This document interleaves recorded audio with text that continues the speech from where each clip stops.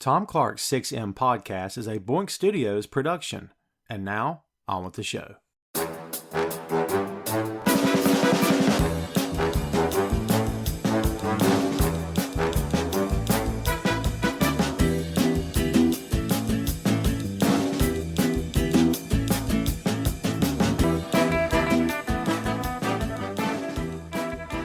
Hey, what is up? Welcome to Tom Clark's 6M podcast. I'm your host, Tom Clark, and in this episode I'm joined by co-host Phil Lindsey. From the Star Wars universe comes one of the most anticipated and talked about sequels of all time, featuring familiar faces and new heroes, all locked in a struggle against a powerful enemy that will stop at nothing to conquer the galaxy. We're talking about The Force Awakens. The Force Awakens, also known as Episode 7, is the sequel to 1983's Return of the Jedi and is a continuation of the Skywalker saga, featuring a universe of characters created and inspired by George Lucas. It was directed by J.J. Abrams and was released in the United States by Disney Studios on December 18, 2015. Abrams also co-wrote the story along with Lawrence Kasdan and Michael Arndt, as well as co-produced the film along with Kathleen Kennedy and Brian Burke. The Force Awakens is set 30 years after the events of Return of the Jedi, which saw Luke Skywalker defeat his father, the evil Sith Lord Darth Vader, who then saved Luke from the Emperor, thus bringing the Empire's reign of terror to an end. But the remnants of the Empire still remain, and in the years that followed, a new threat rose to power on a mission to do what Vader and the Emperor could not. The First Order became the most powerful force in the galaxy and sought to destroy what was left of the Rebel Alliance. The story primarily follows a young Force-sensitive girl named Rey, who seems to have some sort of deeper connection to events unfolding around her. She is soon swept up in an adventure that she never saw coming. The Rebels, now known as the Resistance, are led by Luke's sister General Leia. Leia is joined in the fight by other fighters like Poe Dameron and eventually Finn, a former First Order stormtrooper who defects and joins the Resistance. Han Solo and Chewbacca also return as the Resistance begins the search for the missing Luke Skywalker. The First Order follows the command of the mysterious Supreme Leader Snoke and his pupil, the shadowy Kylo Ren. General Hux, the leader of the First Order's army, rounds out the trio, which is intent on using their newest weapon to annihilate any world that stands in their way. The Force Awakens was met with rave reviews from critics and fans alike. The film grossed over $2 billion worldwide on a budget of $306 million. It was the highest grossing film of 2015 and went on to become the third highest grossing film of all time. It spawned two sequels, The Last Jedi and The Rise of Skywalker, which completed the Skywalker saga. Thanks to the original cast, the new faces, the action, and storytelling, The Force Awakens continues to be one of the most popular chapters in the Star Wars story. It opens the door for a new generation of characters and fans, making it an important film in the history of the Star Wars universe. And that's the lowdown on The Force Awakens. Don't mess with my childhood, says every middle-aged fanboy, like all the time. Stop messing with my childhood. This is the stuff I loved. This is the stuff I grew up with. Please don't resurrect it if you're going to screw it up. I can't believe that I'm at the point in my life where this is even a possibility. And I've discussed it here on the show numerous times before about various different properties. But the fact that a lot of the things that we could only imagine coming true are now the norm is insane. There is a Marvel universe of which we have had feature Ant-Man films. What? Are you kidding me? And so much more to come from that company. And I'm such in the bag for Marvel. Again, Marvel's one of the 6Ms here, kids, in case you can't read it. So there you go. But yes, this whole idea of this is my childhood, don't screw it up. We bring things back. We've got technology. We've got money. We got streaming services. We've got all the attention in the world. We've got big-time actors and actresses. We got big-time screenwriters, big-time directors, and seemingly endless supply of money from Netflix, Hulu, you name it. It's just flowing. It's flowing like water, baby. And it's just there for the taking. If you're a nerd or a geek and got a great idea, bam. Most of the time, however, we're talking about bringing something back and trying to put a fresh coat of paint on it. All that talk leads to today's subject, which is, of course, The Force Awakens. As we know, the Star Wars universe is very much alive and very much kicking. And there's a big segment of fanboys my age and older and younger who are just having no part of it. Because again, They ruined my childhood. Well, we're here today to bring you a couple of messages. One is of great news. No one's ruined your childhood, kids. The stuff that you loved is still there. You still got the original trilogy. If you're an original trilogy guy like I am, you still have it. It's no one's going to take it away from you. I mean, if you're ticked off that Lucas won't release the original, it's all good. The other version, the original versions are out there. I've got copies of them. I love them because I love the actual original versions released in the theaters the way God and nature intended. So no one's going to take your childhood away from you. Having said all that, again, Star Wars universe is alive and kicking, and the Force Awakens arrived in 2015 as a continuation of what came to be known as the Skywalker saga. This is episode number 7 on the books, and holy cow, does this movie do a lot of stuff. Some of it awesome, some of it maybe not so awesome, but we're going to discuss a lot of that here today. Phil, right out the gate, you are a second trilogy guy, and you need to own that because we've talked before, and you enjoy the other trilogy. You know my feelings on it. Enjoy is kind of a strong word. We're not here to condemn. Ours is not to crucify the other trilogy. Well, maybe I will, but so can you tell me, in your opinion, what separates this particular sequel, talking about the Force Awakens, from the other set of 3 movies? What do you think is one of the biggest differences if you had to sum it up?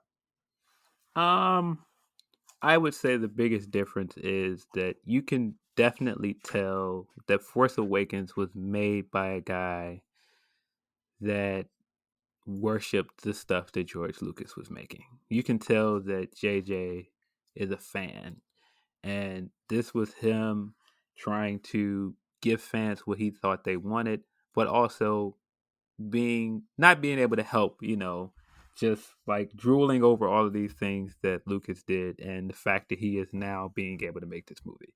And that's not a bad thing, but it's just there. You could see it. You could see the fan service there. Is this Tony Khan with his own pro wrestling company? That's the first thing I thought of when you said that, actually.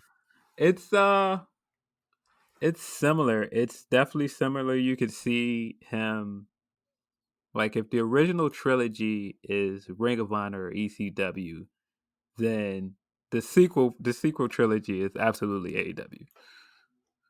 AEW. I'll take that. I think I'm okay with that.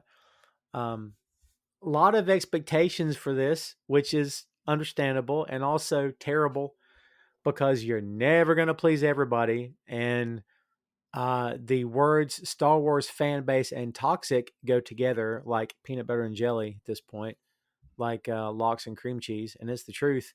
But it wasn't always that way. My generation grew up with the original trilogy, and we were never called toxic. And then all of a sudden, the second set of movies happened, and then this movie happened, and then everything, the floodgates open after Force Awakens, and holy God, we've got a major expanded universe now, the likes of which we never thought we'd see. Dude, how frustrating is it as a Star Wars fan to constantly have to deal with this toxic fan base stuff? And not only is it bad, but it's been named. Like, it's bad when it's got an official name. It's the toxic Star Wars fan base. I just think things are so different. We're not in a world where, you go out and you watch a movie and it stays among your circle what your opinion is. Like, you go and you call a friend and you talk about the movie, or maybe you go out to dinner with some people, or, when you were younger, you go see a movie and you come back to school, everybody saw the same movie, and you talk about it in your circle of friends. Now, you take your opinion and you put on social media, and it is out and it's on display for the world view, and everybody gets to do the same thing, and because of that, everybody thinks their opinion is important. And I don't know, man, it makes all fandom kind of overbearing at times. And Star Wars is something that has been around for so long that you've permeated all of these opinions that are kind of overbearing, and there are people behind these opinions that just think they're right. They don't know that, well, they don't realize that these things are subjective. So of all these people that are like, oh nope, I'm right, I'm right, I'm right, or this person over there somewhere with a drastically different opinion that's waving their hand, going, no, no, no, no, I'm right. And so it's just like just the butting heads of it is just so frustrating to watch because we have access and we see it all the time now. And you're right, and it's this idea, man, of like you live in your own little bubble, and in your own little world among your little group of friends, you all may share the same exact opinion, but like you said, the moment you bump up against someone that doesn't have that opinion, it all breaks loose, and suddenly there's arguing going on, and then it's not fun anymore, which is basically what's happened in the pro wrestling business in a nutshell. But um, yeah, it's either I heard this at some point or I saw somebody else say it, and it's like, man, if you love anything, there's someone somewhere on the internet that hates it. I don't care what it is. It could be something as simple as, hey, I love macaroni and cheese. There will be somebody that comes along and goes, I hate it. The worst food in the world. well, we know those people, Phil. Those people are called communists. So how do you not like macaroni? It's like saying you don't like pizza. That's crazy. No, I know what you're I'm saying. telling you, it's just what the internet gives us. You could put the most innocuous point on the internet, and somebody will rage at it and say, "I hate it." How can you like that? How dare you? Oh man. Um, Not to start the show off as on a downer here, kids, but I feel like it's our responsibility here to address some of the nonsense, just so we can get this stuff out of the way. Um, you mentioned Abrams. Abrams is the guy behind the scenes. We saw what he did with the Star Trek franchise. I personally, I don't know how you are with the Star Trek world, but I am not as emotionally invested in Star Trek. I appreciated the show. I did love the original films with the original cast, and when the reboots happened with Abrams, I was fine with it. And there's chases, a bunch of people hanging off the cliff by their fingertips. Abrams has his touches, just like Snyder has his. That kind of thing. We all get it. Everyone's got their own quirks. But I Yeah. was very entertained by Chris Pine and company in those films. So when the news came that, holy God, this same guy is getting Star Wars, are you freaking kidding me? The first thing I thought of was, hey, if nothing else, it's going to be entertaining. I didn't automatically dismiss it as if to say, well, this is going to suck. But I'm sure a lot of people did. What were your thoughts when you heard about Abrams taking this film? Yeah, like you, I enjoyed the Star Trek movies. I thought they had a good cast. I think the first movie is actually very good. Beyond is a lot better than it gets credit for. I think the second one's probably the weakest of the three, but I don't think any of them are bad movies. Um, I was interested to see what he would do with Star Wars. Of course, that's before I realized that he was also a big fan, like we are, because of course, when you look at Abrams, you can kind of guess.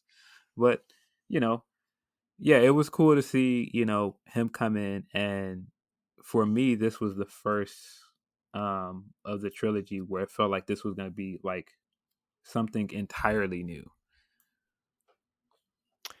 Yeah, that's a really good point because the second trilogy, I should say, yeah, I get it. I get it. This was going to be something new because it was going to continue the story. We didn't know where the story was going to go after Jedi, but we knew where the second set of movies was going to go because it had to end with Anakin becoming Vader. I get that. Yeah. So, um, where to start? Where to begin? We usually begin with the cast. Up front, at the epicenter of this is Daisy Ridley as Rey. Um, this is the part where me, as an original trilogy guy, and not to join the chorus here, kids, but she's a kid. She's alone on a desert planet. She's doing everything she can to survive. Doesn't have much of a support system. She befriends a droid, but she has dreams of getting off the planet or adventuring. She's knocked out by the resistance. It's glamorous to her, and she is sucked up into an adventure she didn't know was coming. That sounds eerily familiar to the origin story of Luke Skywalker. Um, Dude, why not just if Ray's a thing, if she's a thing, she couldn't have lived on Endor. She couldn't have grown up with Ewoks. As funny as that sounds, she couldn't have lived on Corel, Han's home planet. She couldn't have lived on any number of planets that maybe we'd never heard of before, with trees, with molten lava, with something other than sand, and her dressing like she lives on Tatooine. It's such an odd choice. I'm sure this was done intentionally. What do you think about the idea of, hey, we have to connect this to the origins of the other characters to make this work? Do you think that was like a conscious thought on their part here? Oh, I definitely think it was. I think there was clearly an intentional callback to Luke, and yeah, I mean, just everything from you know keeping people guessing about who her parents were, and making her similar enough to other characters to get people speculating. I think it was very intentional. She's great. I loved her in this. I loved her in all the films. There are moments when I think her character could have been written and handled maybe a little better, but that's not her. Um, a lot of times, what we're seeing in these films and TV shows or whatnot, it's not the actors; it's what they're given to work with. Um, if you're talking to me about, well, we need a character that's you wouldn't think would be the hero. The whole world's against her. She's against the odds. There's no way she can win. I mean, that's her. She's not a very large woman. She's not very tall. She looks like an underdog. I mean, in that way, she fits. What do you think about her place in this new Star Wars universe as a character? I really like her as a character. I feel like at times she could have used some more development. I think you know tying her background to other established characters at some points hindered her a little bit. But I really like the idea of having a strong female protagonist, and that's not new to Star Wars, of course, because we had Leia, we have other female characters that are also strong. But I think just having her be the center of this franchise was the right choice. Yeah, she's a great fit for me. I really like her a lot. And of course, she is going to play into everything in the next two movies, which I'll try not to get too deep in the weeds here, folks, because we are only talking about this particular film. And so far, I've ventured out into other territory. So, um, John Boyega as Finn is a. I'm looking for his Finn 2187, Finn 2187, FN 2187. It's a stormtrooper name. I did not expect the helmet to come off. I also did not expect this to not be a clone. And I guess I wasn't as caught up on the whole clone thing at that point, but I had assumed that the stormtrooper army was still clones. But at this point, it was almost like, and they explained it during the course of the film that it wasn't, I guess, feasible anymore. That these kids were taken from their parents at a very young age and trained. He never had a name. He just had a rank and like a serial number is what he had, FN 2187. And so Poe later on calls him Finn. The first trailer we got for this movie was John Boyega taking off the stormtrooper helmet, or his head popping up in the sand, and we all thought it was Tatooine. And right out of the gate, I said, "Well, this is cool. This is it's an African American man, and he's the first one you see in the trailer." I kind of really dug that. I thought, cool, this is going to go in different places. I could not have predicted where it was going to go, and I surely didn't know he was a stormtrooper with something called the First Order, but it was different. What do you think? What did you think of your first viewing of that initial trailer for this movie? Oh man, John Boyega and his connection to Star Wars is just such a complicated subject. Because I remember all the excitement of him being in the trailer, and the first time we saw him, ignite the lightsaber, and just the excitement of possibly thinking we were going to have a Black Jedi um, as the lead in this franchise, and then basically not getting that. He ended up becoming a supporting character who, if we're saying that Ray's character development was stunted, his character development is kind of all over the place. No Um, doubt. Yeah. and so it's just, I don't know, man. When you think about that article he did, I think it was with GQ, and he had all his frustrations in there about what he thought the franchise was going to be and what he thought his place in it was going to be. And he didn't get that. And then you take that back to him in his hometown in London with his friend dancing on the red carpet and being excited to be in it.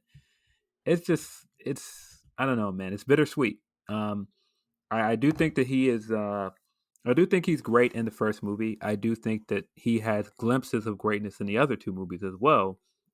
But it just feels like in a lot of ways it was a missed opportunity. And that doesn't mean that he had to be a Jedi. I think that they planted the seed for him to be a Jedi. There's still stories there to tell with him. Um, but I just think that they missed the boat in terms of, the character arc that they could have done with him from this movie on. Um, I think that uh, I think there are pieces of good stories in this movie that are never followed up on, and that's disappointing. They do leave him dangling. He's just kind of blowing in the wind by the time the second and third movies get here.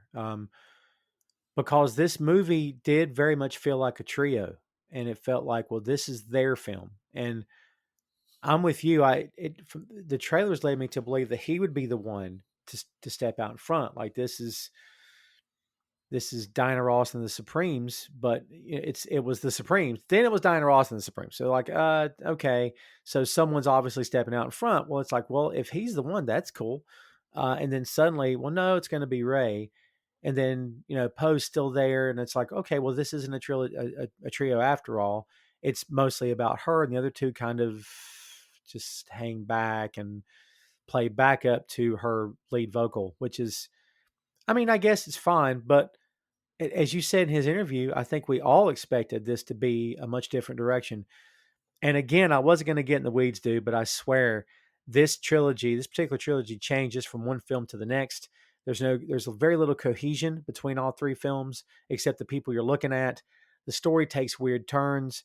And by the third film, there's so many twists, in my opinion, that it's like, well, we got to make people happy. We need to bring this thing back around. We got some toys to sell, and we want to spin this thing off on the Disney Plus channel, so we better get this right.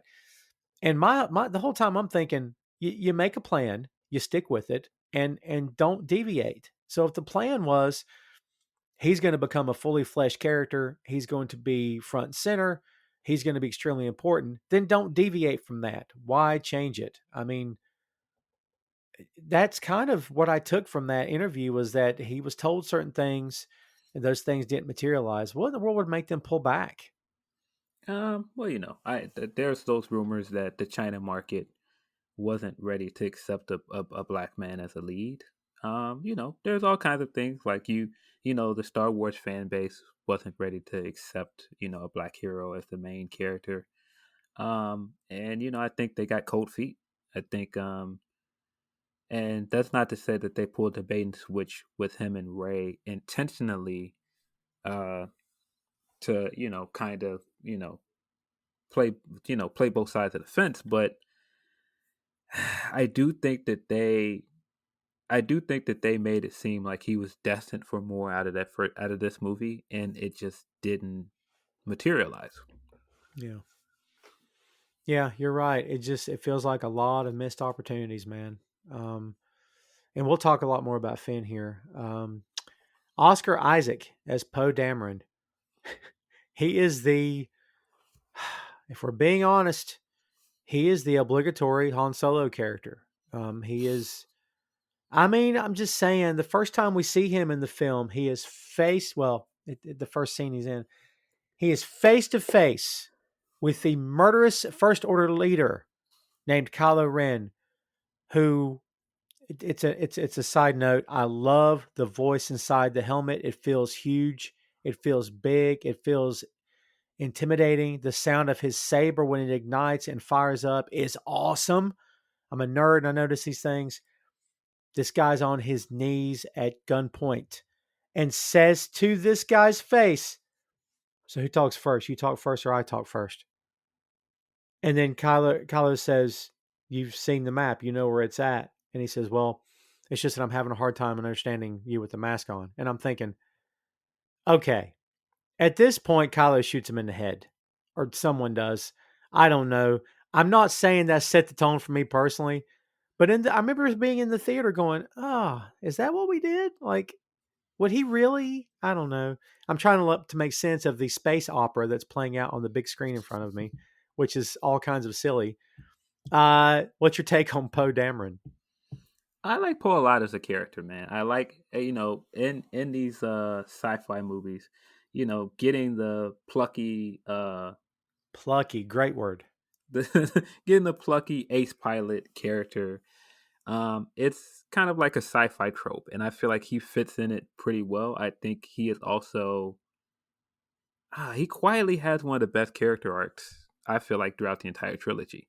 Um, just from where he starts to, you know, all the way to the end of the trilogy, I just think he's a good character, and I think Oscar's a great actor. He does a lot of good work in the role. He's very likable in the role.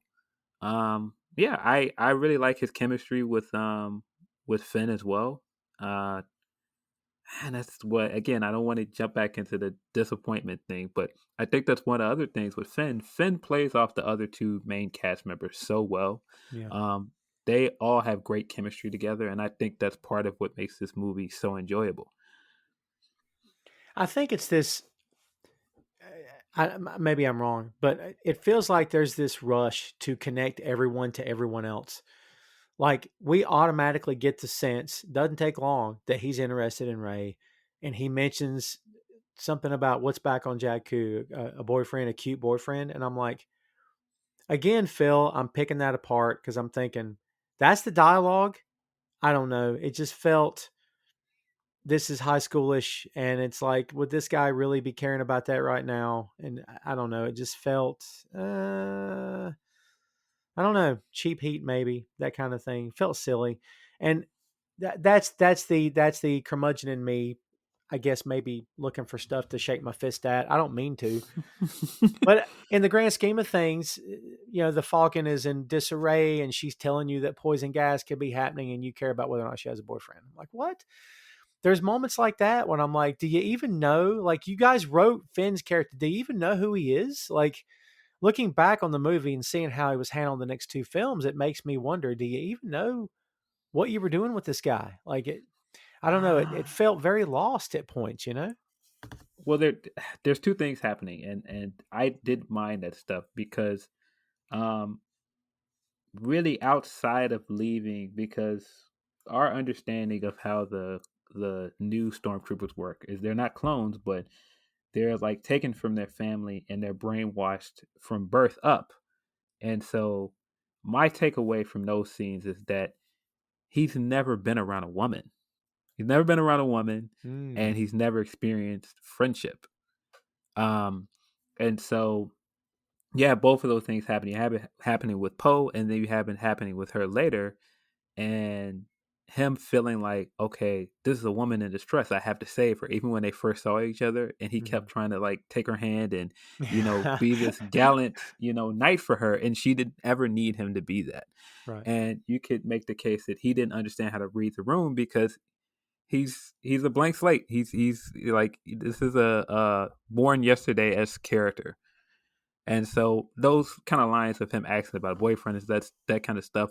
I didn't mind it because it fit his whole I don't know who I am yet because I'm still trying to figure that out. It makes me wonder again, do they know what they're doing with this guy? Because to your point, raised from birth, basically you would assume, I don't know if I want to use the word slave. That was used a lot in the second set of movies, but like taken from the family and however they did that.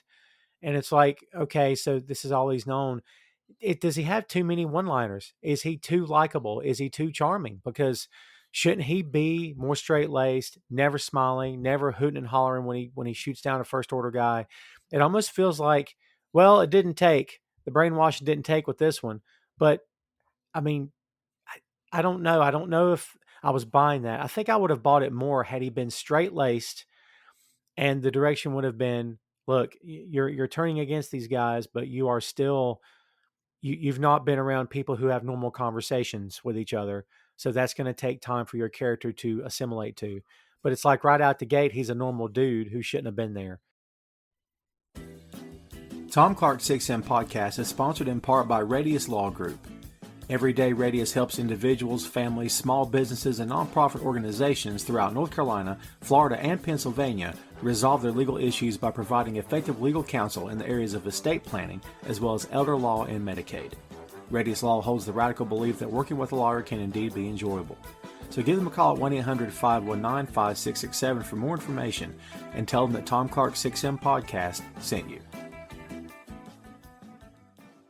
And it was almost like, well, did they pick you up last week? No, they've had me since birth. I'm like, I don't know. Maybe that's what's throwing me off here is when you hear the backstory, you're like, well, then how come he turned so quick? I don't know. It felt odd. Well, my theory of why he turned is because he's force sensitive. I think they hint at it, but they never really say it. I think that he resisted the brainwashing because he's a force sensitive character. And maybe that's why I was like, there is room to still make him a Jedi. But I think once he snaps out of the brainwashing, I think it's a matter of him being free to make his own decisions. And I think never having that before and now being able to make decisions about any and everything and to be able to say whatever you want about anything, I think in a lot of scenes, he does have these one-liners and things that kind of seem like they don't fit because he's just saying whatever pops up in his mind because he couldn't do that before.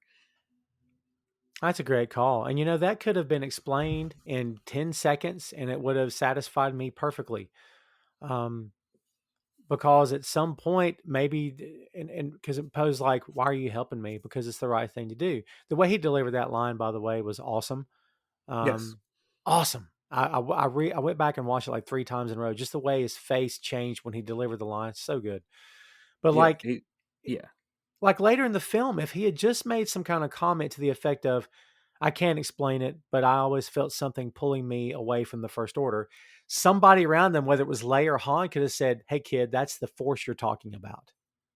Yeah. But I think that they plan to go back to that later. And the problem is it wasn't properly explained in the second movie. And then they had to try and tack it on in the third movie. And by then it was a little bit too late. Yeah. But yeah, I in some ways he is the most nuanced character in the first movie because there's so many things he does that if you look at it, it's like, oh yeah, he's just making these decisions now because he has a taste of freedom. It's like even just his instinct to run. It's like everybody else might be afraid, but they're not going to say it. But he's looking around like, guys, I'm afraid. We should leave. And so I just think that that's his character. It's this like fish out of water, being a part of the rebellion now because he's forced into it because he made this one snap decision. And I think that that's a very relatable character. Yeah, it is. Like, I love that. Like, he looks around and says, I'm getting out of here. You people are crazy. Yeah. Like the first time, in his words, this was the first thing he got to do. So I'm thinking, what they have you guys doing in preparation for your first mission, like your first deployment? Just stand in formation and salute. What was the plan? Like, I'm sure at this point a comic book or a novel has tackled his backstory, and I'm remiss because I don't know what that backstory is, like how it's been fleshed out. I'm sure it's probably pretty good, hopefully, but that's something I would love to have seen or heard a little bit more of. To try to get a feel for who this guy is. I don't mean to get hung up on that, but I think that, God, it just feels like a missed opportunity. Oh no, I agree, but I think the things that make him such an interesting character in the first movie are part of what makes it so disappointing that they don't do more with him. Because I think in a lot of ways in the first movie, he comes into a lot of scenes where it's like you can see the training's there. He clearly can fight. He clearly can use a gun. He can pilot.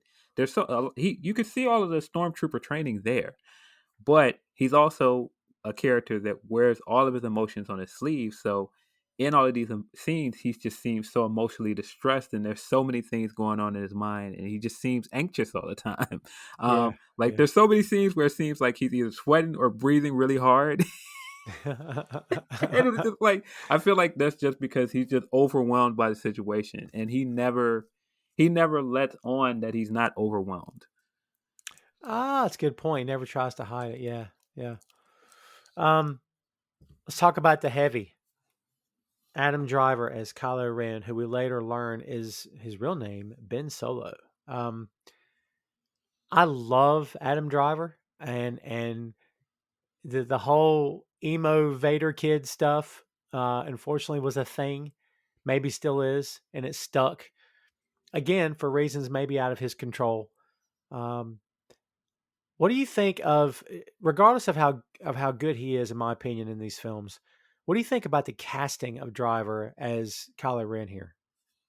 I thought it was good casting. I thought he did very well with what he was asked to do. I think when he's allowed to do some real acting, he does a great job with it. Um, I really like Kylo as a character in the first two movies. I kind of don't like where he ends up, but I just like Kylo a lot as a character. Yeah, it's heartbreaking. It's heartbreaking for anyone that's connected to the original trilogy because this is not the kid that we all imagined Han and Leia would have. Um, his connection to the dark side was going to be obvious. If these two were going to reproduce, I mean, it could go south quick because of Daddy Dearest and who he ended up being. So that's going to be a problem. And it would have been the kid's grandfather, obviously. But like I'm with you, I think he's tremendous, and I think his best stuff was in the second film. Yeah. We see glimpses of that here. The first time he took off the mask, I was kind of taken aback because I didn't see that coming. But does he look like the two of them? Maybe, I don't know. Again, I won't get too hung up on this stuff like that, but I think he's perfect in the role. So it's funny because for a villain to come back around and to have redemption, and we've seen it in the Marvel Cinematic Universe more than one time, but for a villain to actually have redemption by the end, at the end of his life, he's got to have done a 180. He's got to have seen the consequences of his actions. And like, consequences of his actions in this film are extremely insanely heavy because he kills Han Solo. Spoiler alert, kids. He kills Han Solo, his own father, who we. Okay, let me rewind for a sec. Were you ready for the reveal when Snoke says that your father Han Solo? Did you see this coming? Had anyone spoiled it for you, or did you know what was going to happen? Oh yeah, no one spoiled it for me, so it was a good twist. What'd you think about the twist? Is it too much on the nose with these Star Wars movies that somebody has to be somebody's kid or whatever? I was fine with it. It didn't really bother me. I really liked the stuff that they ended up doing with him and Han. Um, yeah, there's so much meat to Kylo's character, and like I said, I really liked the way that Adam Driver portrayed him. So no, it didn't really bother me. I think that they absolutely went for some kind of fan service with him, just the way his character looks, the way his helmet looks. I mean, of course, his connections to Vader. Yeah, I mean, it's a little on the nose, sure, but it didn't really bother me. What about the whole Knights of Ren thing? If I don't know, was it necessary? I guess is what I'm asking. Kind of seems like a subplot that never fully got explored in this movie. I feel like that is that is the tagline of this entire trilogy. You know, a bunch of things that get introduced and never really get the chance to develop into anything more. Right. And I think the concept of the Knights of Ren is very interesting, but we never really get any understanding of who they are or anything to like. I mean, that quick glimpse of them we got standing in the rain looked really cool, and I was like, "Oh man, I can't wait to see what this is." And then they just kind of never go back to it. I kind of felt like it wasn't necessary. I kind of felt like, why would this guy need an entourage around him when evidently Snoke was enough to turn him? It kind of didn't make any sense to me. uh, isn't the story behind the Knights of Ren that they're all Jedi's that were under Luke's tutelage as well that defected with Kylo when he left? Man, I think you're right. And it just suddenly hit me. Man, Luke is a horrible teacher. I just, dude, there's a backstory you may not hear about. Like, what did Luke do that was so, I don't know. Like, he taught his sister. She turned out fine, but like, uh, yeah, that's crazy. I don't, yeah, dark side, some powerful stuff, man. Um, since we're already talking about him, Snoke. It's Andy Serkis, because Andy Serkis is the man. When you motion capture and a voice and all this stuff, he's the guy.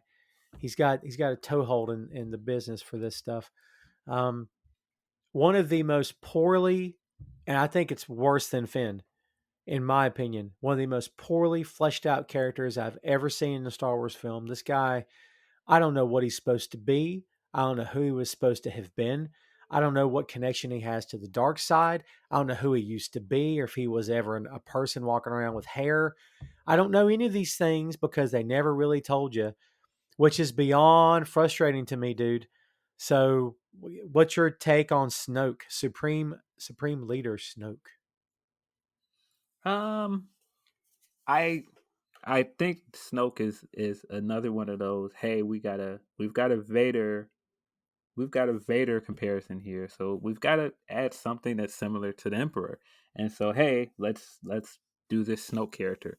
I didn't mind the way that he was used. I didn't mind the way he is taken out eventually, because there's a lot that I like about Last Jedi. Not to get into what I enjoy about Last Jedi, but I think Last Jedi was the direction that the trilogy should have went in, because it was like all of this stuff was introduced in the first movie, and it was like, hey, we gave you all of the fan service and all of the nods to and love letters to what the original trilogy is. Now let's do something different. Let's go our own direction with it. And then they just decided in the third movie, no, let's just go back to doing fan service and connections to the original trilogy. So, I Snoke is not a bad character, and what they do with him isn't inherently bad. It's just that they don't stick the landing with Kylo, and because of that, it makes the Snoke stuff even more glaring. Yeah, I needed a lot more than what I got, and what I got was a CG dude on a big throne, and that's all I got. And they're all talking about this dude as if he's the next big thing. He's the baddest guy around. I'm thinking, well, who is he? Tell me who he is. Tell me how it is that we killed the Emperor in Jedi, the biggest bad of them all, and he's gone. But now this creepy old dude has took his place, and we don't even know why or how. Like, that kind of thing just makes me crazy, dude. Like, I can't. I need characterization, and I need this thing cleared up. And there's just no one's clearing anything up for me. Here's my thing. Without getting into let Last Jedi talk. Well, I kind of have to. 'Cause so Snoke, if you're making him this Emperor analog, I always hated the idea that Anakin could never overcome his mistakes with the Emperor and just overthrow him. But the thing is, if he had done that, then he would have fully embraced the dark side, and he would have surpassed his master. That's the last part of your training, is to kill your master. Right. And so when Kylo did it, I was super excited, because I was like, this is what he should do to surpass Vader. That's what Vader could never do. He could never get from under the thumb of the Emperor. And Kylo was the kind of character where he was like, I don't need you. I am my own man. I I am the master. And so I enjoyed that. I enjoyed the idea of, it doesn't matter who Snoke is. This story is not about Snoke. It's about me, Kylo. And so I always liked that about it. And I mean, now of course, what he is in this movie is it's just blatant comparison to the Emperor. It's just there to be. Look, he has a holographic old guy that also tells him what to do. Well, if you're going to put it like that, I mean, it makes more sense to me now than it did. You're right. This is not about Snoke. I guess I'm just so accustomed. I'm just so accustomed to having this stuff explained and knowing who the characters are. Like, I don't know. I guess I get too hung up on that stuff, but Yeah, um but also you got to think, we've had decades to sit with the original trilogy and to overanalyze it and talk about its mythos. These movies just came, and it's kind of like, okay, we wanted to have the same gravitas and mythos right away. And I think that's why, again, it's just like for you to set up all these things in the first movie and then decide, okay, we're going to go in this direction. And then the original director comes back and go, nope, nope, I'm pulling it back in the direction I started. It's just confusing. Yeah, it's very odd the way it was handled, dude, for real. Um, yeah, it's just one of those things where I guess I just get too hung up on it. But no, the idea of, yeah, in order to get to the next step, you got to do this, you got to do this, and yeah, you got to kill the guy that trained you. I mean, all that stuff makes sense for sure. Um, Han Solo is back, and we let the cat out of the bag earlier, that he meets his demise in this film. Harrison Ford, back as Han. Yes, he's aged. Yes, he's gray, but he's got the same gear on. He just looks like Han. It's amazing what a coat and a haircut will do to an actor to just instantly transform him into the guy that we knew for so many years as Han Solo. Chewie's by his side. It's not Peter Mayhew in a lot of the scenes because Peter's at the time his health was not good, and we lost Peter Mayhew unfortunately. But um, someone else was in the suit. 3PO, the droids are still here. We don't see R2 until like later in the movie. Um, the connections to the old guard, the connections to the original cast are very much alive and in effect in this movie. But man, they're going to start getting lost one by one by one. Did Han need to be sacrificed in order for Kylo Ren's character arc to happen? No, but I do feel like because this movie relies so much on the um the canon from the original trilogy, that in some ways they have to start going, all right, well, there are characters that need to die. There are characters that we need to, come right in and go that nobody's safe. And so yeah, I'm sure some people are like, it just seemed like a needless death. But I don't think that it is. I think that it's important to who Kylo is. I I don't think that they could have handled it any better. I think you can make a case that Harrison is doing all the hammy one-liners and doing all of that stuff early in the movie, but when he does the scene with Kylo, he's doing some real acting, and it's great. I Oh feel like they yeah. both did a great job in that scene. Yeah, no doubt. And it's funny because when we see Leia, and God, how in the world do I forget Carrie Fisher back as Princess Leia, General Leia, I should say. Um, we see the scenes where she's telling him, "If you see our son, bring him home." And dude, the minute, because he tells her, we've lost our son forever. His point is, hey, dude, it's over. Ben's gone. There's no getting him back. And she's like, if you see him, bring him back. And you see in his eyes, you're like, Han knows if I do this, I'm dead. And he knows, he already knows. Like Han has enough wisdom here. Like Leia's love for her son is not clouded by wisdom, but Han's is. Han has been down this road. He knows, he sees, and Leia of all people should see. But like, I don't know, dude. It's like Han already has this gut feeling, but to be fair, Han has spent the majority of his life trusting his gut and not listening to anybody else. So he's already, maybe he's got instincts about what's going to happen to him later in the movie. Yeah, well, you got to understand, Han is a guy that doesn't believe in, spiritual mumbo jumbo and, all of this other stuff like fate and all that other stuff. He's come around to it because he's been around other people and he's experienced things. But I think he's also a realist. Like I think deep down he's like, no, he's gone. Like I can talk to him, but he's gone. Um, when you mention looking at the movie now, having seen it before and having seen the original trilogy, there's something I did not notice. But it's from the part where he kills Kylo, but there's also when he's interrogating interrogating why am I drawing a blank on her name? Ray? Ray. Yeah. When he's interrogating Ray, Kylo, and he's like, I see it all. I see you see an ocean. I see you see an island. Yeah. The ocean is where they had to fight, if I'm remembering correctly, in the last movie, Rise of Skywalker, and she ends up killing him.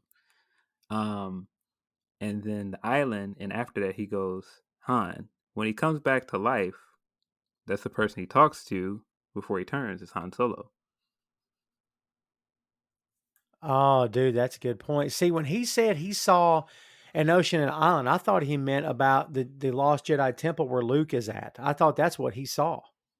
Maybe, but when I was watching it, I was like, did he just foresee all that stuff from the future of their, like, when they have their conflict and she ends up, killing him and then reviving him, and then he has his whole face turn.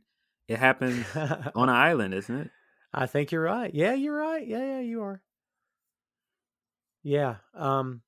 Dude, that's crazy. I mean, we have established in these films, and I think Yoda was the one that made it pretty abundantly clear that the dark side is never stronger.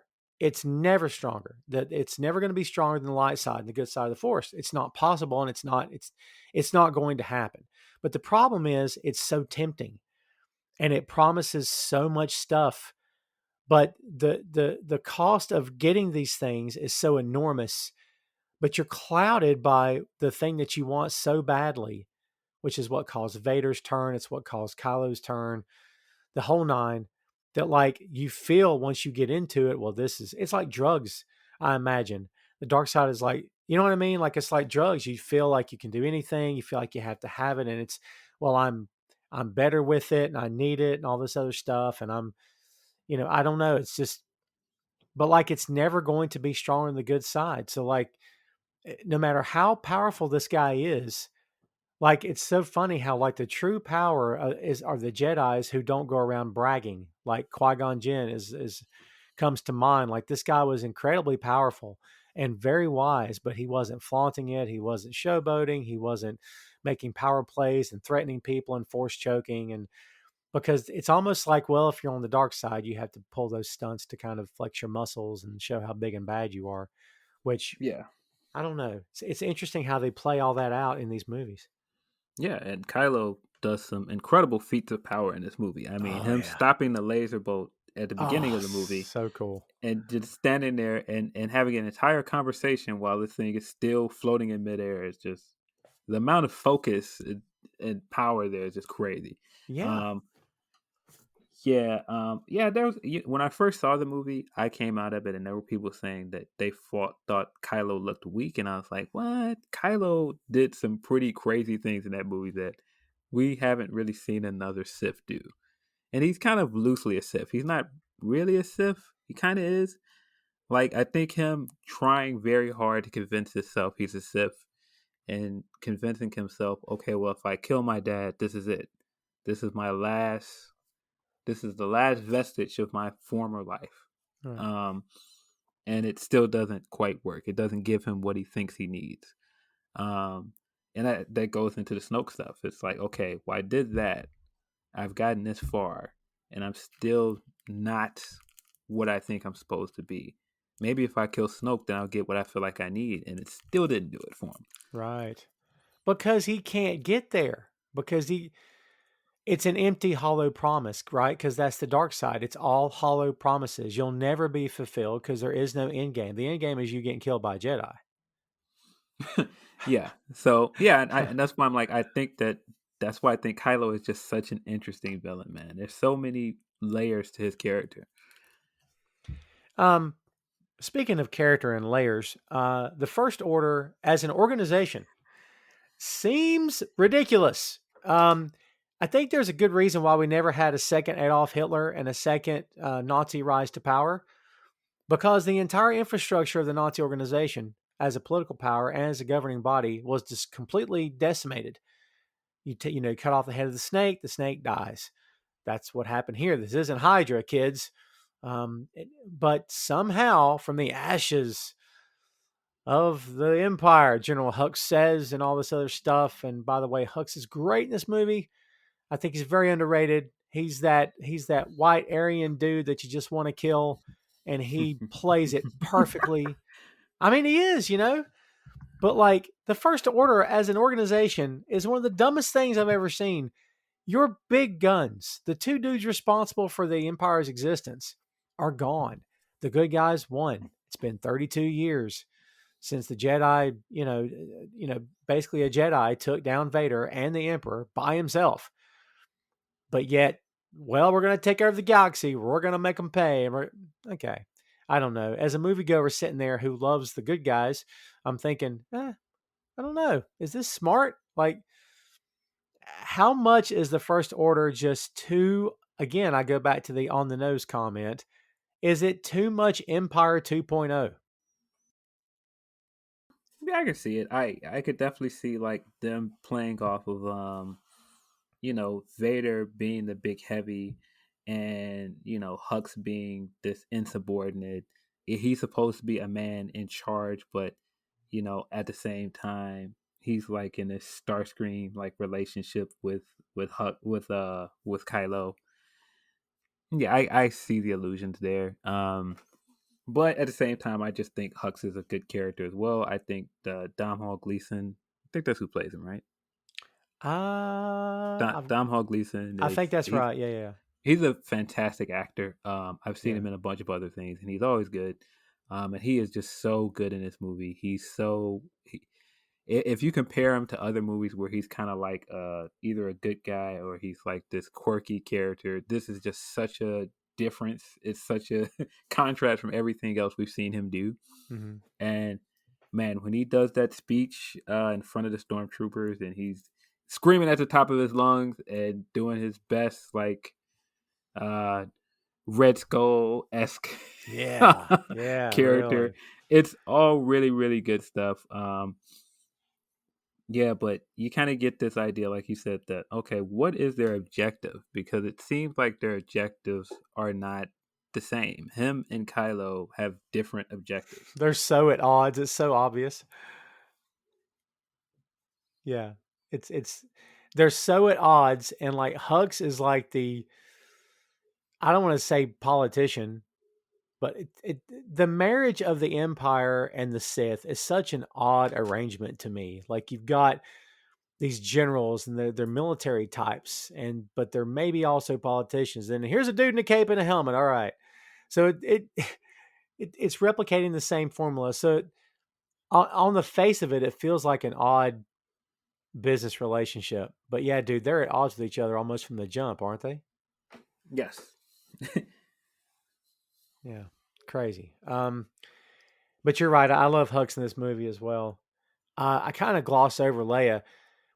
I loved Carrie Fisher, still do, and probably was my first crush as a young man. Couldn't help it.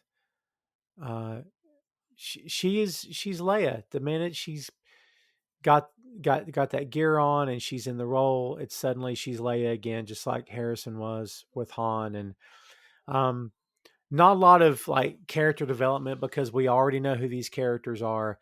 You don't hear a lot about what happened with Kylo, which I like that some of it is a mystery and you don't find out to the second, third movie what really went down and how he thought that Luke was trying to kill him and that Luke had this crazed look in his eyes, which didn't happen and all this other stuff. So, I don't know, dude. It's almost like, well, we're gonna bring these folks back and we're gonna just start killing them off. 3PO and R2 pretty much have to be in this. They were everyone's gateway into the original trilogy. You may not have been able to identify with the space pirate and his walking dog of a best friend and the kid that lived on a sand planet, but you could identify with R2 and 3PO because they were basically like R2 was a kid. So, and they were likable and there was toys and that's kind of your way in. BB-8's kind of this way too. Do you think BB-8 maybe has the same impact for today's generation as R2 and 3PO did with theirs? Oh, for sure. I think when that movie first came out, BB-8 was everywhere. They had like the little dolls. They had like the little Funko Pops that like, I mean, you're talking about turned into like an overnight marketing marketing tool for this movie, and just like kind of a breakout star of the movie is BB-8. Yeah. It's the old line. We got to make toys. That's great. Yeah, I can see that. I'm glad it wasn't two droids because that would have been way too much. Like again, I think we're already drawing a lot of parallels as it was. I mean, you had the First Order versus the Empire. You had Rey versus Luke. You had Poe and Han. Jakku and Tatooine, the Resistance instead of the Rebel Alliance. A lot of stuff to draw from here. Have a product or a service that you want to get out into the world? Always wanted to try your hand at podcasting but don't know where to start? We've got you covered. Pod for Hire is a podcast production company that offers turnkey services to fit your needs. We produce your show from start to finish, allowing you the valuable time you require to focus on your established clients as well as prospective clients. We pride ourselves on delivering a top-notch product that will set your business apart from the rest and give your company the exposure it deserves. For more information, give us a call at 1-828-800-9880 or email us at info@podforhire.com. Pod for Hire. We take the work out of podcasting. The basic flow of the story, the basic flow of the movie, I thought was good. I can pick it apart. The Han's death scene is huge, obviously for a lot of different reasons. But I thought the movie did a fairly good job of associating the original characters, but also putting them next to the new cast. I like the little subtle touches that are in the film, like all these years that Han and Chewie have been riding together, and Han's never shot Chewie's bowcaster, ever. And he shoots it twice in this film, and the thing like blows up like 2 or 3 stormtroopers together as if it's a grenade launcher. And he looks at Chewie and says, I like this thing. And then that comes into play later when Chewie shoots Kylo. And you're thinking, well, we know how powerful this weapon is because they kind of told us twice in this film. So this shows you how freaking insanely tough Kylo is that this thing didn't kill him on impact. Yeah, I'm sure we'll get into the duel towards the end of the movie, but him taking that shot and then walking around and hitting himself in the stomach and bleeding and just shrugging it off is so incredibly badass. Yeah, it is. Big time. So cool. See, there's little things like that that when they do those things, it's like they're advertising it to you, but not in such a way that you're like, oh God, that's obvious. But you connect the dots later. Because when the bowcaster is used on Kylo, you're like, holy crap, we just saw that thing take 3 stormtroopers down in one shot, and this kid got back up. Like, that just shows you how incredibly strong this kid is with the dark side of the Force. And like you said, that scene in the snow where he's hitting himself in the side and he's bleeding out. I mean, that scene could have been a lot more grotesque than it was because he should have been bleeding buckets at that point. But yeah, he's obsessed. He's obsessed with turning the corner and, killing his past and all that stuff, which he goes into detail in the second film. The fight scenes in this movie, and you brought it up, so we got to go there. We didn't get a real lightsaber duel until The Phantom Menace. To give props to those movies, I know you're shocked, but we didn't really get a true lightsaber duel until we got Qui-Gon Jinn, Ben Kenobi, and Darth Maul. When you actually had 3 younger men and not 2 old dudes doing lightsabers. I mean, then you got to see the grace and the art and the mastery and the skill set and the tactics it took. In this movie, we're very much back to, punch and kick and, hack and slash, because you got Rey and Finn who don't really know what they're doing. But Kylo is, I don't know, dude, the bowcaster scene leads to the scene in the snow, which explains one of the reasons why Rey and Finn are both able to hold their own against a trained Jedi Knight, basically. Yeah. Because the wound puts him in a disadvantage, yes? Yes. There is I think showing us from the very beginning of the movie that Rey is a great fighter on her own because she's been on her own all this time, and she kind of knows how to defend herself well with that bow staff she has, and just in a hand-to-hand fight. I mean, now later when we learn stuff that she has, a connection to the Force, which they kept alluding to, that both of them have a connection to the Force. When they get in the Millennium Falcon and they have that scene where she turns the ship all the way around and lines him straight up for the for the shot, and he takes it instinctively. And they both are like, "How did you know to do that at that time?" And it's like, "I just luck." No, no. And it happened more than once in the movie. Right. When he almost got killed by the whatever the monster's called, the Rancor, not the Rancor, starts with R as well. But Yeah. it was getting ready to The pull him in. Rathtar. That might be it. Yeah. When I was getting ready to pull him in, and she hit the button to close the door at the exact right time, and she came in. He comes in. He goes, "How did you know the door closed?" And she goes, "Luck." It's like, no, no. Right. This happened twice now. It's not just luck. And I think we're supposed to take away at the end of the movie that she just has the Force and he doesn't. But I just never read it that way. And you could see it several other times in the movie when he uses the lightsaber early, when he fights that one stormtrooper with like the shock baton. Yeah. And Traitor. traitor. He just says it with the monotone Star Trooper voice. Yeah. Traitor.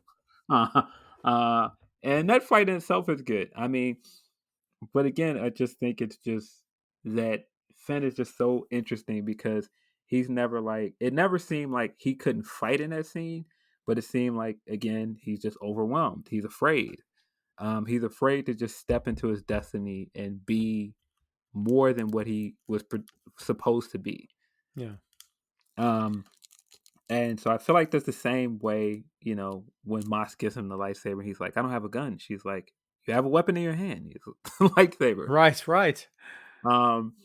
So, take that all the way to when we get the showdown with him and Kylo and Rey. And he's injured. And he's standing there. And at first, Rey is just like, "No, I'm going to shoot him." So she force throws this guy, and he's looking around. And it wasn't until he heard her that he was like, "All right, I got to fight." Yeah. And he's so great in that scene because he looks up and he's like, "That's mine. It's my lightsaber." And he's like, "Come get it." Yeah. Love that scene. Yeah. Love that scene. And so Kylo is toying with him this entire fight. He knows he can beat him. He knew he could probably beat him with one strike if he wanted to. Oh, yeah. But he's injured and just completely toying with him. And he's letting him flail around with the lightsaber. And once he gets that first hit off and like hits him in the shoulder, he's like, "Okay, enough."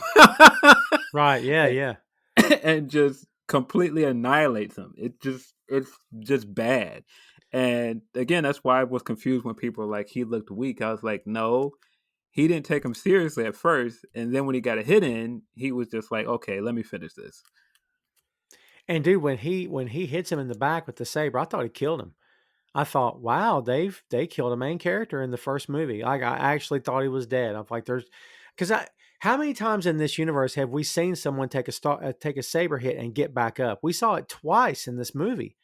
I mean, Yeah. Kylo got back up, and so did Finn. Like, what? Yeah, and I mean, he came all the way and filleted him almost along his spine. I thought he was gone. But again, that's why I was like, clearly some Force stuff there because no normal human would have been able to take that and get back up. Oh man, again, dude, missed opportunity. Because in the second film, I can imagine a scene where Kylo lays eyes on him and says, "How are you not dead?" Yeah, Like, you know what I mean? Like, that'd have been great. Yeah, I mean, and I just think everything about that fight. I mean, everything you could throw at this movie, I've said several times. Every time I've watched their fight in the snow out in the forest, I get chills every time. Just his fight with Finn. I don't care if he doesn't end up becoming a Jedi. Just everything in that scene is just so good. Just how much Finn emotes in that scene, and just how great Boyega is in being in the moment, and just I know some people have this take on him that he's always yelling or he's always yelling for Rey, but just the way he just his entire heart and soul is in these scenes. It just you could just see it, and I just think again that's what makes him so likable as a character. And so when he goes down and then Rey finally uses the Force to pull a lightsaber and has the moment. All of that stuff is fantastic. And then she pulls back the lightsaber and uses it exactly like Palpatine did when we first see him use the lightsaber. Did you notice that? Oh, I did not notice that. When she pulls the lightsaber back and does that first thrust, it's exactly like Palpatine did in the third movie in the prequel. Oh yeah, yeah. Yeah. Revenge of the Sith. Revenge of the Sith. Yeah. Yeah, Revenge of the Sith. It's exactly the same form and everything. Even her facial expressions. If you put those two scenes next to each other, dead on. Wow. Oh, which means they knew what they were going to do in this movie, which I didn't think that was the case. I thought the Abrams pulled that stuff out of the hat later. I don't know because she said in interviews that they didn't know, and they didn't. Maybe it's that they didn't tell her yet. But there are things like Ray in Latin is king. What is a king? It's an emperor. Oh, well done. There are hints to it. So I don't know. You know, there was several moments in this movie in the theater when I first saw it for the first time that got pops. One of them was when Han and Chewie step on the Falcon and Han says Chewie, we're home. Even though they gave that away in the trailer, which ticked me off. That should have been saved for the movie. But that got a pop. Han's death obviously got the wrong kind of pop because it was like shock and all. But when he's reaching for the saber and it won't move for him, and then it does and flies past his head to her hand, I'm like, oh my God, it's awesome. Like, that was such a cool moment, man. Yeah, that was a really, really great reveal. And the way that they paced that scene and the way that they staged it, that was really, really good. Because they dropped, well, not hints, they flat out told you during the course of this film, dude, she used a Jedi mind trick on a stormtrooper. How would she even know to do that? Like, I love that we came away from this movie with so many questions. And I love that we did know the answers. And then we started getting answers, and we're all like, oh, okay. Well, that's a way you can do it. So I don't know. This movie by itself, with no additional subtext or whatever after the fact, is one thing. But watching this film, knowing what comes afterward, maybe is a different thing altogether.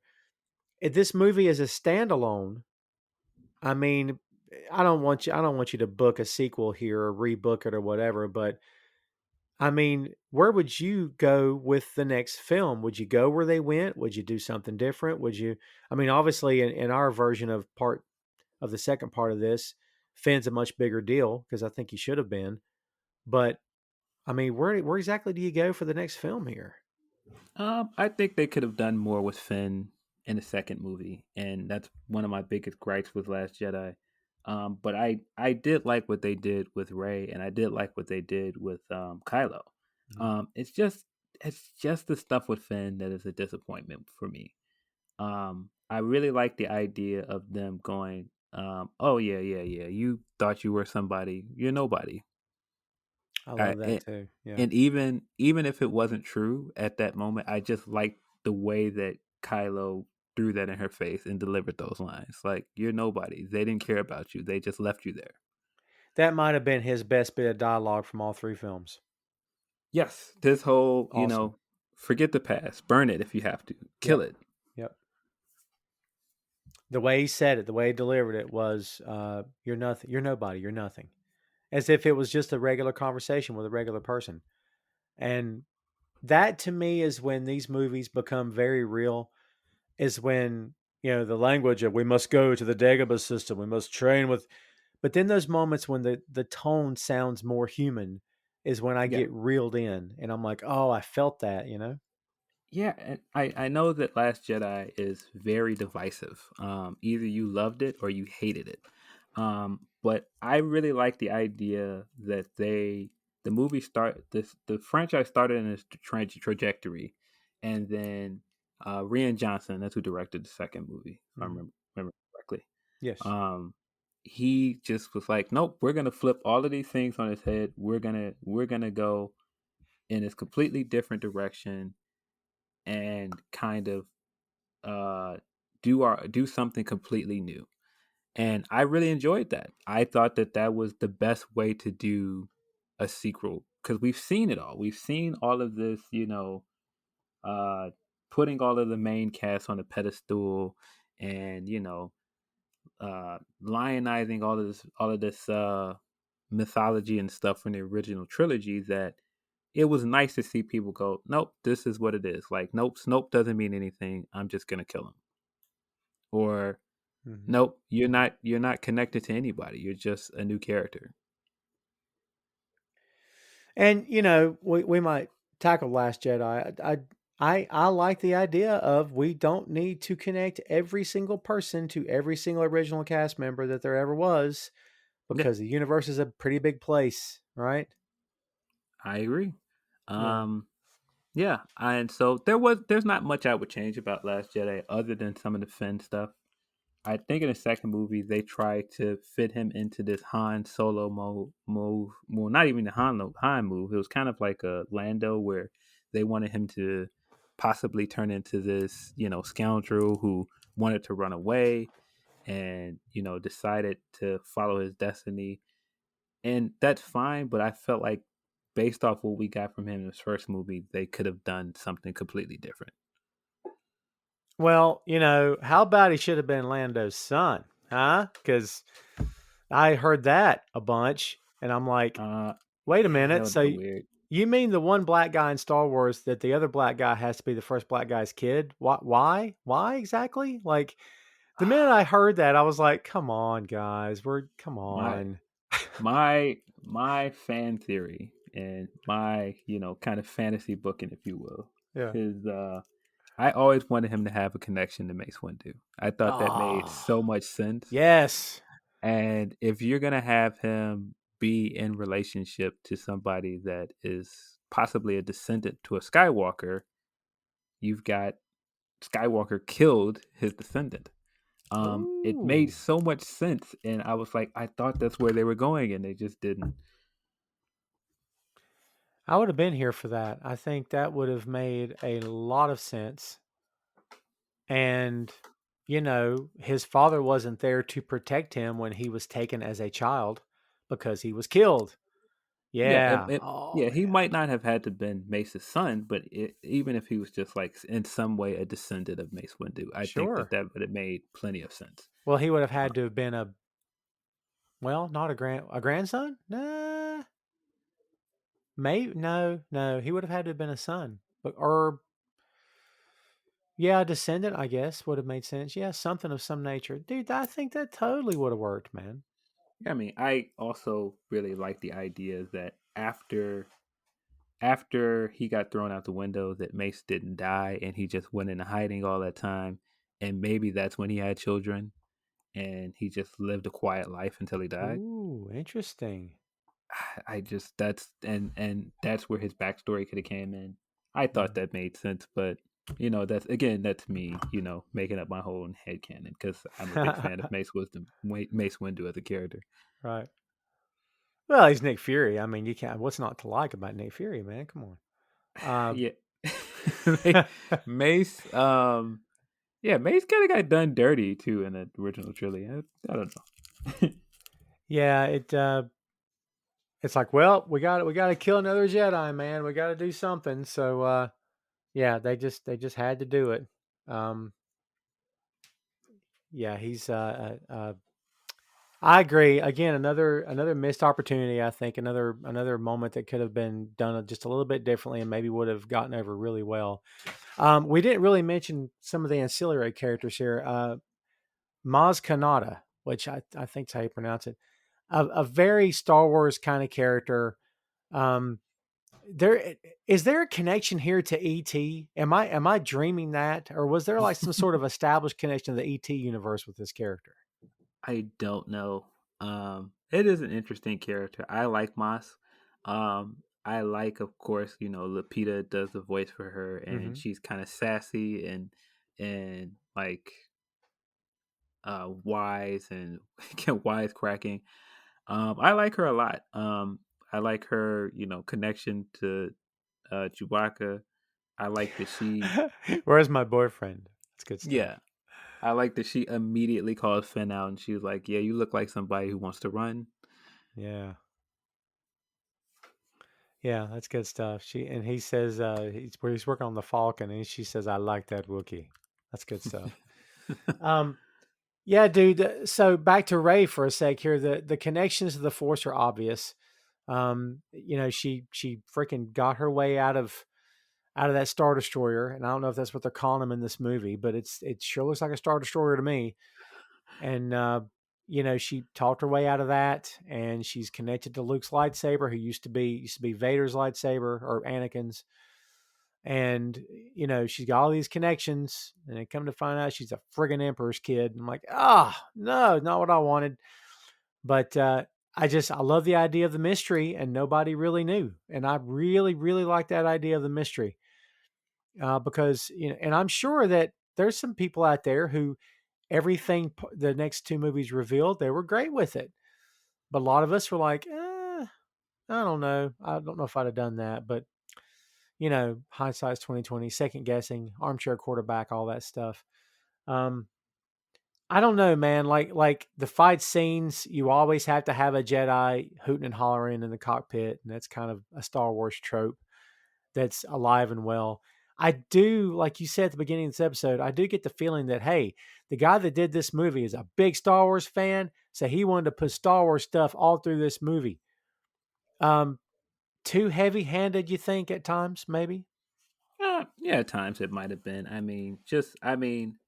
do, I do think it was worth it for some of the pops we got because this is the first Star Wars movie that I saw in a movie theater, Oh, and just the amount of joy I saw in other people that were there, it was unlike any other movie experience I've ever had, and yeah. so just seeing so many people that love the franchise, get excited for callbacks like the the chess piece light the chess set lighting up or Yes. you know pulling out the training droid out of the bag. It just was so many things there where you know yeah, I saw other people's eyes light up and get excited the first time we saw the Falcon on screen again. Oh, yeah. All of that stuff was great, and I can't say that I don't think that it hurt the movie, but I can see that for some people, if you watch the original franchise and you kind of been there, done that, I can see you being like, all right, why are we doing this again? But if it's just to create that magic for a new generation and kind of give people a refresher into that universe, then yeah, it works. Yeah, having the Star Destroyers again, bringing back another space station that looks basically the same and calling it something else. Yeah, it's it is a little on the nose, but I could bear with it because it was a fun movie. Putting Captain Phasma in the trash compactor. Yes. And Han Yes. had to ask do they have a trash compactor? And that look that Finn gets, like, yeah, they do. That's great. Um, and there's some callbacks here to the original Star Wars stuff, like Star Killer Base. It was supposed to have been Luke's Star Killer and Lucas's original handling of what would come to be known as Episode 4, New Hope. So they brought that back. And Yes. it's, on the 3D image on the projector, it's like 10 times the size of the. He's like, oh, it's a new Death Star. And Poe's like, oh, I wish it was. I'm like, what? And then you see the size of this freaking thing. You're like, holy God, this is insane. And it drains the power of a sun. And dude, it's like, but just like everything, again, another Star Wars trope. Well, if it's got a weakness, we'll fly an X-wing in there and shoot it up, which is what they did. Um, I don't know. Maybe two on the nose for me, but I'm okay with it. I guess everything has to have weakness at some point. So this has to do with this film, and maybe it doesn't. But I've had this debate with other people, and we've done the original trilogy here on the 6M before, and had the debate then as well. In my opinion, to the point of Episode 4, I don't recall a hero having that level of success in the end of the film as Luke Skywalker did in the end of A New Hope, because he took the Empire down with one shot. Turned on, and for all we knew, it was over. We didn't know about Empire. We didn't at the time. No one knew. But he turned off his targeting computer, used this thing called the Force, and took them down with one shot, and destroyed this base, sent them into ruins, into chaos, took down God knows how much of the Empire. At the time, we thought it was the whole thing. I don't know. The fact that the First Order is born out of the ashes of the Empire, as it were, and in some regard, it kind of makes the previous stuff kind of feel not that big anymore. Like, I don't know, dude. Like, Vader threw the Emperor down the shaft for his son because he turned face at the right time and threw the Emperor down the shaft for his son, but he's not dead. It's almost like we're going to undo stuff that was done before, so you'll feel it now. And I'm like, yeah, but I felt it then. So I don't know, dude. I'm back to the initial point of why not just try something new? Did we have to mimic? Um, I don't know, man. We didn't know about the Emperor in this film, but it's almost like had they went a different way, would it have been just as entertaining? Would it have been worse? Doc, there's no way to know. But for better or worse, man, for the next two films, you're following a blueprint, whether you want to or not. You're following tropes, you're following characters, you're doing the thing. I Uh, mean, I don't know, dude. How do you feel about that?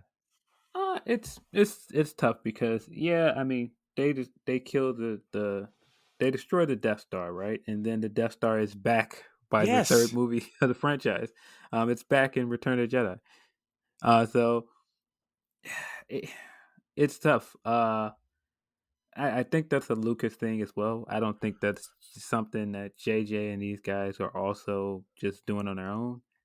Yeah, I think it's happened several times in the franchise. Even in novelization and some of the stuff, you have stuff like the Emperor eventually coming back and this character coming back.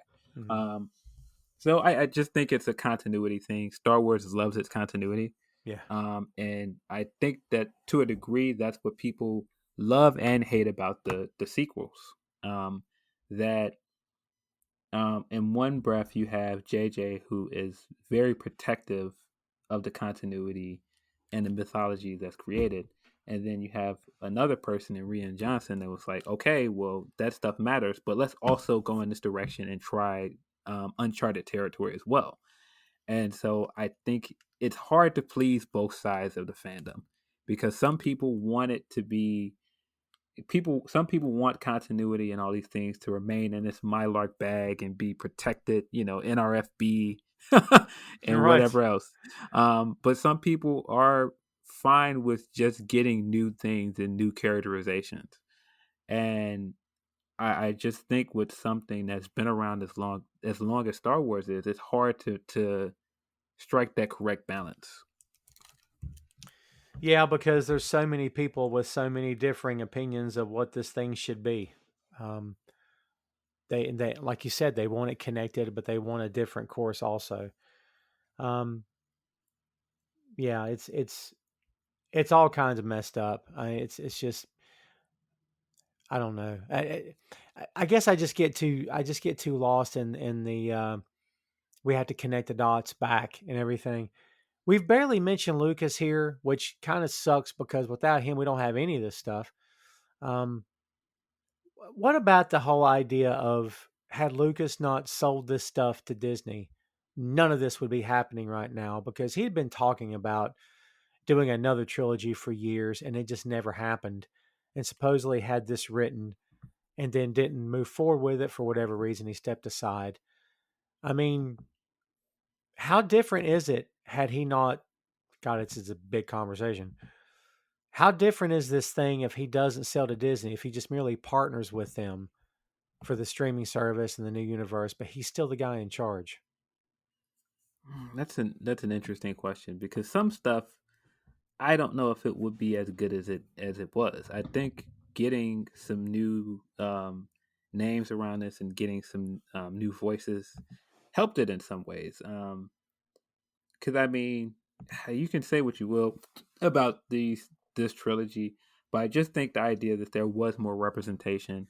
Yeah, the stuff with Finn wasn't what it could have been, but just the fact that we got an interesting black character, the fact that we got a female lead to Star Wars, the Star Wars trilogy for the first time, I think that's good. I'm not sure if Lucas would have made those same decisions. I love that you brought that up because this is something I neglected to mention. Lucas did not put women in the Empire for a very specific reason. And his reason was, I don't want anything soft in the Empire. I don't want anything that could be soft or portray some semblance of hope or something that's not sadistic and cold and hard edge and sharp and cruel, because that's what he wanted the Empire to be. And then in this movie, we see female officers with the First Order. Going back to his point, it does kind of feel like, okay, there's a woman at the controls, a woman who maybe has given birth or maybe will, and she's pushing the button that's going to detonate entire planets of innocent women and children. And it's like, I don't know, what do you think about putting women in the First Order? Does it make sense? Does it not make sense? Or what do you think? Yeah, I mean, when you mention that, Captain Phasma is another character where Yes. she's interesting, and I don't think we got nearly enough development for her. Right. I think on the surface, like she's visually interesting, and there's so much because she's a woman. There's so much you could have done with that character, and they just don't. And I'm not sure why. Yeah, it's true. And yeah, we didn't mention her at all, but it's yeah. George did a lot of things with the second trilogy that I'm kind of like, what am I looking at? But I personally had to agree with him. And not for any other reason except I think he's right. Like it's yeah, I don't know. I think we're talking about cold, sadistic men who were running this thing. Like I don't know if I could picture the Nazi organization full of women at the helm, because I don't know if that fits the motif. I don't know if that fits the mindset of we have to have total domination. That seems like a very male driven, egotistical, cold hearted sort of perspective, you know? Yeah, I can see that. Yeah, I mean, I don't mind it. I don't mind having women as villains, especially because you flipped the roles on their head with Finn and Bray. So it I didn't mind having a female villain here, even though we didn't get a ton of screen time for her.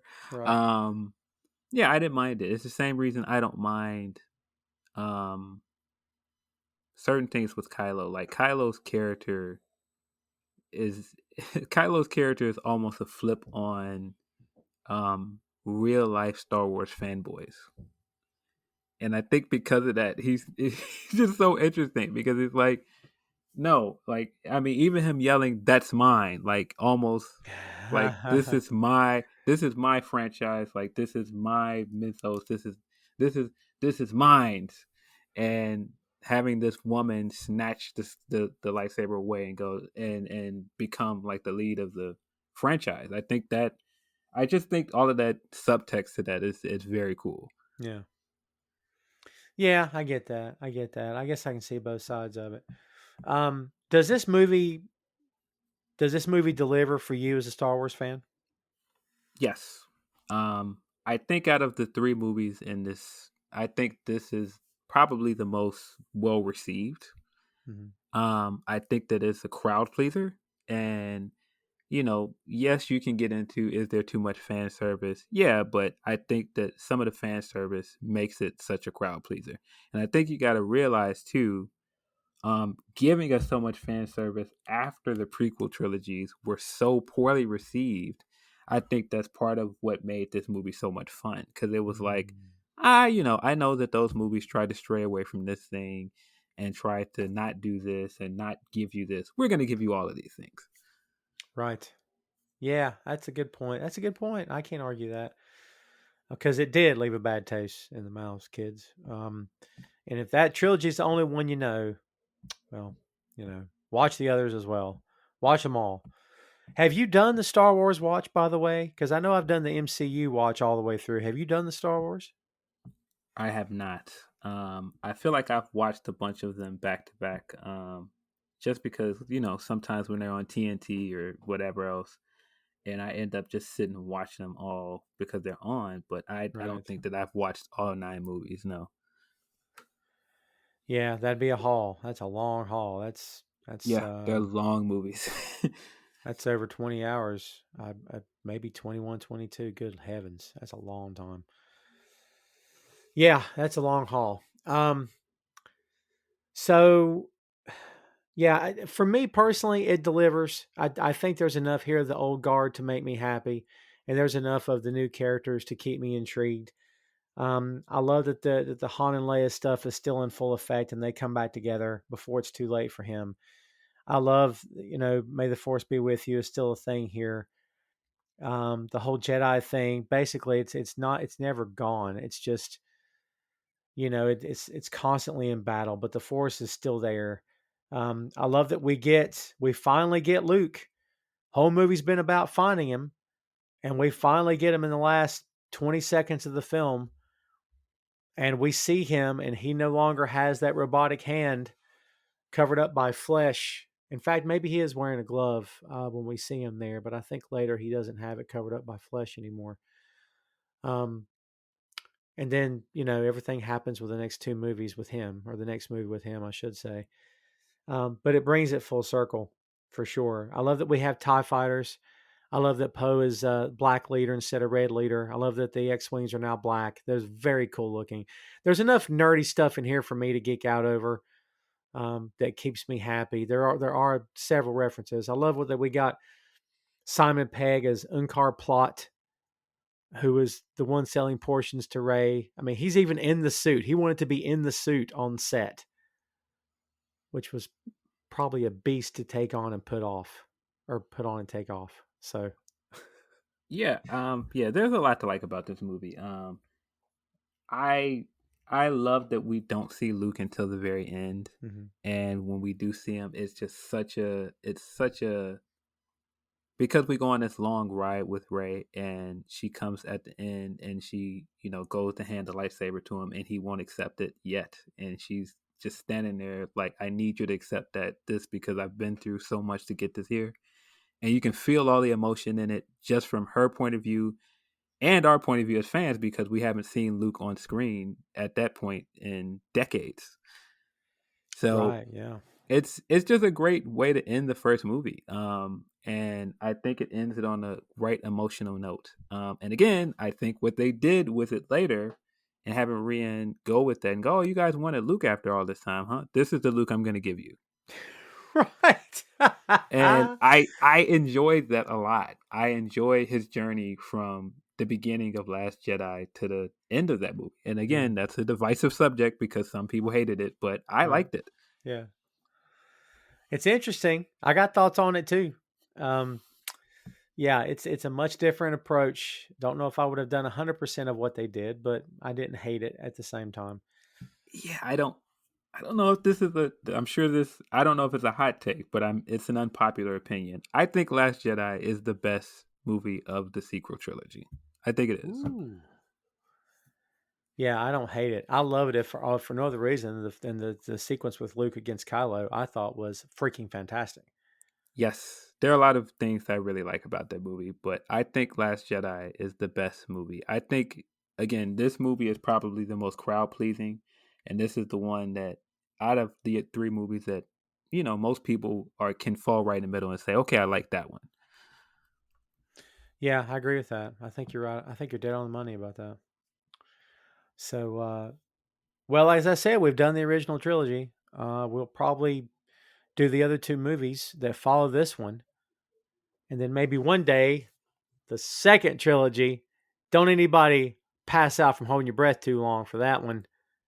Because I don't know how in much of a hurry I'm in to talk about Phantom Menace anytime soon. maybe we'll spare you and we won't jump into prequels. Maybe we'll talk about something else like Solo or or Rogue One or Rogue something. One. I'm totally here for Rogue One. Solo to a point, yes. Yeah. That's the great thing, man. The more content they turn out, the more stuff we got to talk about. That's always a good thing. So, well, there you have it, kids. Episode 7. That is the one that we as fanboys and fangirls have been waiting for a long time. So I know I asked you if this delivered for you, and I know what your answer is, but what's your last word on The Force Awakens? I think Force Awakens is a great reintroduction to the franchise for both old and new fans. It isn't perfect; it's a flawed movie, but I think in terms of a movie-going experience, it was a lot of fun.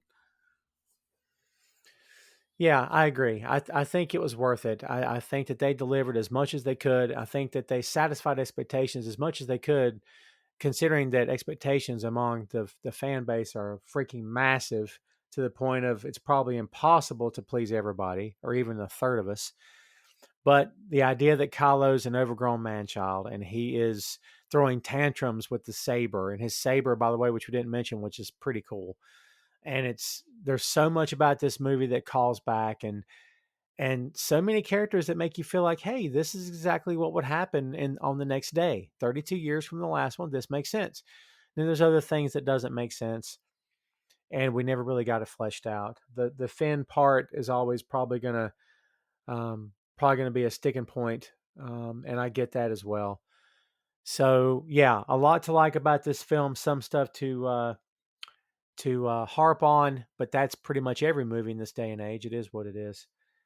So yeah, stay tuned, kids, because there's a lot more to come from this universe. It doesn't look like they're going to stop anytime soon, which is, if you're a fan, that's a very good thing, because it's lots of stuff to digest and talk about on shows just like this one. So we'll see what happens next. And that is The Force Awakens. Hey, thanks for listening to the show. Check out our social media on Twitter, Facebook, and Instagram at 6M Podcast. We'll see you next time.